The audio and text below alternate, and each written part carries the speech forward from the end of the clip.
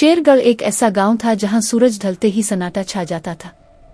गांव के आखिरी सिरे पर एक कदीम और बोसीदा हवेली थी, जिसके बारे में मशहूर था कि वहां जो भी रात गुजारने गया वो कभी वापस नहीं आया। अहमद जो शहर से छुट्टियां गुजारने अपने दादा के घर आया था, उन बातों को महज वहम समझता था। एक शाम उसने अपने दोस्तों से शर्त लगाई कि वो आज की रात इसी हवेली में गुजारेगा। हवेली का माहौल।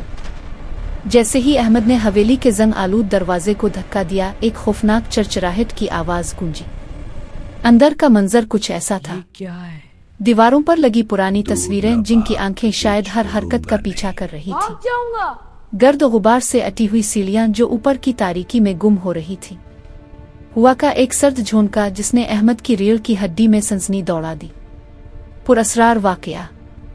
अहमद ने हाल के बीचों बीच अपनी टॉर्च जलाई और एक कुर्सी पर बैठ गया। क्या था? आधी रात का वक्त था जब इसे अचानक किसी के चलने की आहट सुनाई दी। टप टप टप। आवाज ऊपर वाली मंजिल से आ रही थी।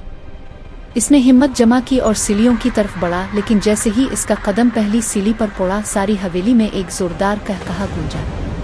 वो किसी इंसान का कहकहा नहीं था, बल्कि इसमें एक अजीब सी वहशत थी। अहमद की टॉर्च अचानक बुझ गई। अंधेरे में इसे महसूस हुआ कि कोई उसके बिल्कुल पीछे खड़ा है और उसके कान में धीमी आवाज में कह रहा है, तुम यहाँ क्यों आए हो? यहाँ से कोई वापस नहीं जाता। अंजाम। अहमद के हाथ पांव फूल गए। इसने अंधेरे में ही दरवाजे की तरफ दौड़ लगा दी। पीछे से इसे तालियां बजने की आवाजें आ रही थीं, जैसे कोई उसके डरने पर खुश हो रहा हो। वो गिरता पड़ता हवेली से बाहर निकला और सीधा अपने घर पहुंचा। अगली सुबह जब इसने अपने हाथ की तरफ देखा तो इसकी कलाई पर काले रंग के 5 उंगलियों के निशान थे, जैसे किसी ने इसे बहुत जोर से पकड़ने की कोशिश की हो।